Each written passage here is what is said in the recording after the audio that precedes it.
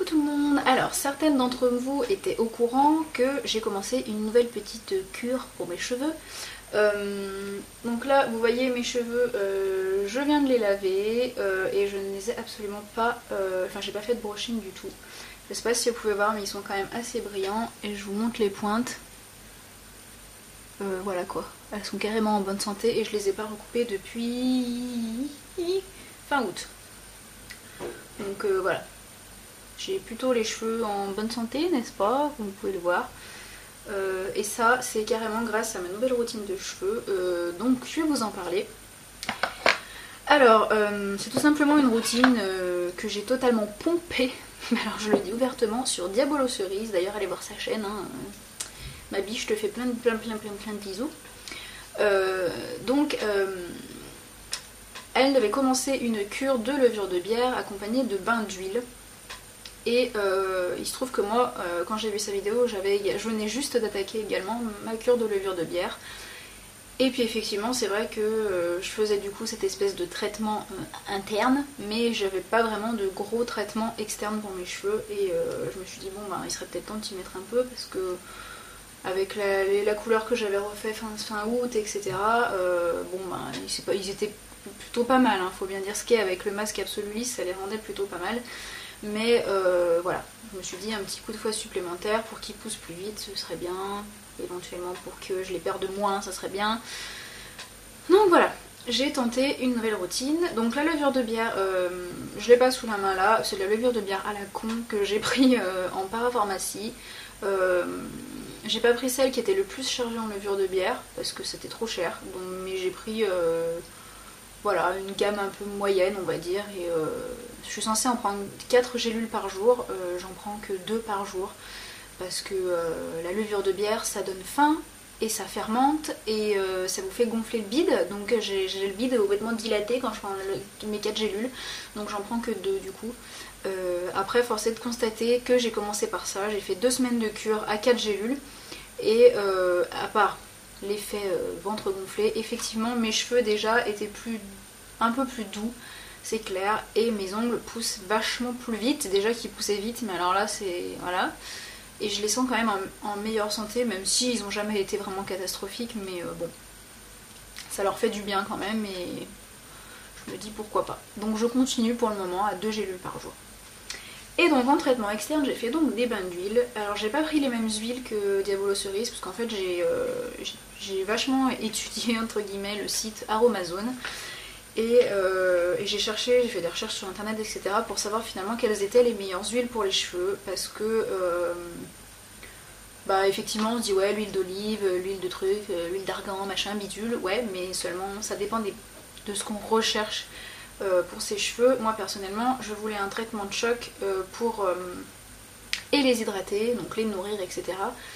Et pour les rendre plus brillants et pour les faire pousser et en même temps pour empêcher la chute des cheveux. Donc ça, en une seule huile, ça n'existe pas.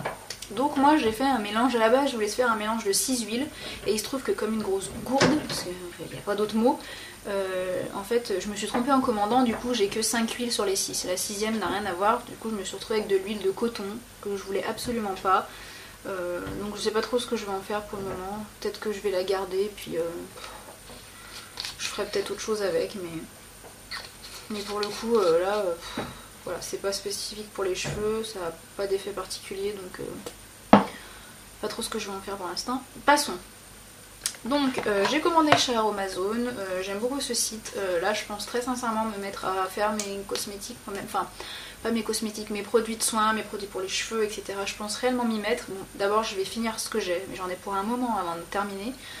Mais en tout cas je pense qu'après je vais essayer de m'y coller moi-même. Pour moi je saurai ce que je mets dans mes shampoings et dans mes soins visage, etc. Donc bon. Donc pour les huiles que j'ai prises, les 5 huiles, d'abord j'ai pris de l'huile d'avocat. Donc moi j'ai pris le format 100 ml. Merde, ça fait chier. Attendez, je vais regarder. Je voulais vous dire les prix en même temps, mais ils sont pas marqués sur le catalogue Aromazone. Ah si, peut-être enfin. Attendez, je vais regarder. Non. J'ai pas les prix. Bon, ce que je ferai, c'est que je vous rajouterai les prix en barre d'infos, comme ça vous saurez combien ça coûte. Donc moi j'ai pris 100 ml, hein, j'ai pris que des flacons de 100 ml parce que en dessous ça faisait un peu petit, et en dessus je me suis dit, bon après si ça me convient pas, c'est un peu con de gaspiller, donc voilà, j'ai pris le format moyen, on va dire. Donc de l'huile d'avocat, qui est censée être protectrice et anti-âge, puisqu'effectivement ces huiles, vous pouvez vous en servir également pour votre peau, puisque c'est pour peau sèche et fragile. Ils disent dessus, excellente huile anti-âge, très pénétrante, elle adoucit, restructure et protège l'épiderme, elle fortifie et facilite la pousse des cheveux. Donc effectivement, ça faisait partie des choses que je souhaitais, c'est-à-dire avoir les cheveux qui poussent encore plus vite. Et sur le catalogue Aromazone, qu'est-ce qu'ils en disent ? C'est une excellente huile anti-âge avec des propriétés pénétrantes exceptionnelles. Elle s'appliquera accompagnée d'huile essentielle sur les peaux sèches. Bon, ouais, ils disent pas particulièrement de choses pour les cheveux. En revanche, quand vous cliquez sur le site, vous avez tout un détail de ce que ça donne sur les cheveux. Et visiblement, ça rendait les cheveux plus hydratés, plus brillants. Et ça facilite également la pousse. Donc ça faisait partie des huiles voilà, qui moi me convenaient bien. Au niveau de l'odeur, ça sent pas extrêmement bon. Hein. Bah, ça sent l'avocat quoi. Hein. L'avocat ça sent pas très très bon. Hein. Donc bon. Ensuite, j'ai pris de l'huile de baobab.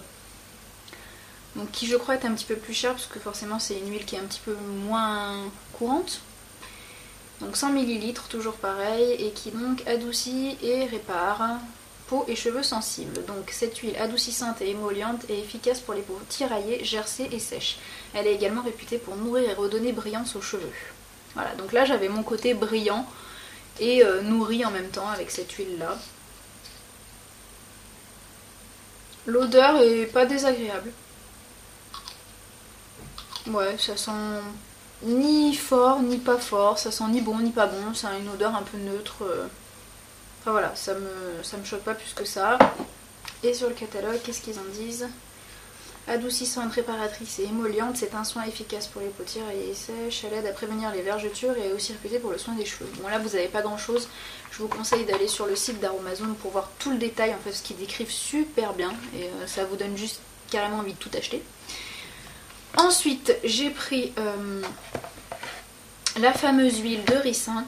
Hein, dont tout le monde parle, qui est forcément réputée pour la pousse des poils en général, hein, que ce soit donc les cils, les sourcils, pour les ongles également, et donc pour les cheveux, donc ça voilà, donc c'est fortifiant. Cheveux, ongles et cils, d'ailleurs c'est marqué dessus. Donc cette huile s'emploie pour fortifier ongles, cheveux et cils, parfaite pour les cheveux secs, dévitalisés, fourchus, cassants ou crépus, elle en favorise la pousse. Voilà, donc moi je voulais également voilà, une huile qui me fortifie également les cheveux. En plus elle faisait pour la pousse. Bon, l'huile de ricin, franchement ça sent pas super bon, hein, c'est vraiment pas terrible comme odeur. Mais ça sent pas le vomi non plus, vous voyez, hein, on s'y fait quoi.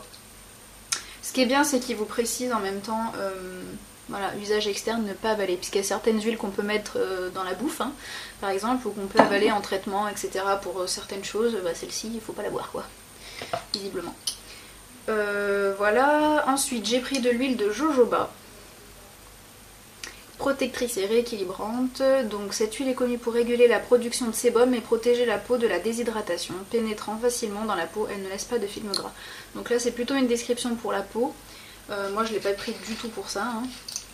Qu'est-ce qu'ils en disent sur... Alors, sur le catalogue ils disent...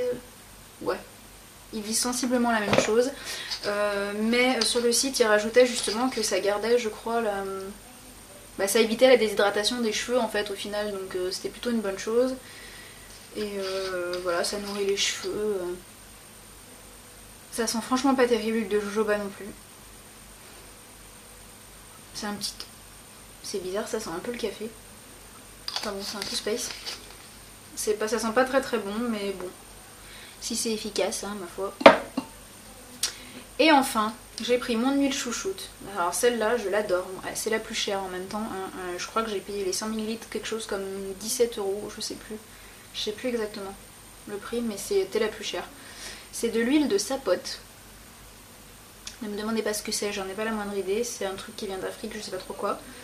Et elle est Cette huile au parfum gourmand est connue pour tonifier, protéger le cuir chevelu, éviter la chute et protéger les cheveux sensibilisés, frisés ou afro. Donc c'est vraiment spécifique aux africaines, en fait elles se mettent ça sur les cheveux pour avoir les cheveux hydratés. Alors c'est très bizarre parce que ça sent, mais ça sent bon, si vous savez comme ça sent bon. Je vous jure c'est une merveille cette huile. En revanche vous allez rigoler, regardez comment elle est. C'est-à-dire que à une certaine température, elle redevient un peu solide en fait. Donc c'est un tout petit peu pénible, donc je suis obligée de la passer au bain-marie, hein, c'est-à-dire que je fais chauffer mon eau puis je pose le flacon dedans, le temps qu'elle se liquéfie un peu quoi, pour qu'elle redevienne de l'huile, pour pouvoir la mélanger après. Donc ça c'est un côté un peu chiant mais je vous jure ça sent vraiment trop bon. Et du coup je fais un mélange de toutes ces huiles là, donc les 5 huiles que vous voyez, sachant que je vais sans doute très bientôt y rajouter l'huile de coco que j'ai commandée, parce que c'est celle que je voulais à la base et que j'ai pris coton comme une conne. Donc je fais un mélange de ces huiles là, je fais du pifomètre, hein. Je mélange dans une bouteille, petite bouteille Sephora que j'ai et je fais au pif. Franchement au pif. Et je secoue et voilà, et je me place ça sur les cheveux à peu près à partir de là. J'en mets vraiment mais très très légèrement à la racine parce que j'ai pas non plus envie d'avoir que ça me graisse totalement mes racines. Et du coup je me garde ça toute une nuit. Si possible toute une journée plus une nuit, hein, voilà, donc après vous pouvez très bien accélérer les choses en vous mettant une serviette chaude sur les cheveux pour que ça pénètre mieux. Moi voilà, je fais ça le week-end quand j'ai le temps, je laisse poser la nuit et puis c'est très bien. Et honnêtement c'est un bijou. C'est vraiment un bijou. Moi ça me fait des cheveux de taré, ils sont en super bonne santé, ils sont brillants, ils sont jolis. Et pour vous dire, je n'utilise du coup maintenant plus du tout de shampoing de grande surface. C'est-à-dire qu'avant j'utilisais des shampoings de grande surface. J'en faisais un en fait. Sur les 2 shampoings que je faisais un shampoing grande surface, un shampoing Lush. Vu que les shampoings Lush sont un petit peu décapants. Et là depuis 2 semaines que je fais ça, et ben je n'utilise plus que des shampoings Lush. C'est-à-dire qu'en fait le premier shampoing Lush il va me servir du coup à enlever tout le gras des cheveux, puisqu'on sait que les shampoings Lush lavent super bien, donc il va me servir à enlever le gras des cheveux et du coup mes cheveux ils seront encore protégés par l'huile qu'il y a, donc du coup ça va pas trop les agresser. Et ensuite je fais un deuxième shampoing pour laver, voilà, puis je pose mon après shampoing, voilà, soit je prends un Lush soit un Body Shop, celui à la banane est vraiment extraordinaire de chez Body Shop d'ailleurs. Enfin voilà, donc c'était ma petite astuce. Certes ça fait un investissement sur le coup quand vous achetez toutes ces huiles. Après sincèrement je ne saurais pas vous dire laquelle fait le plus d'effet puisque je les mélange.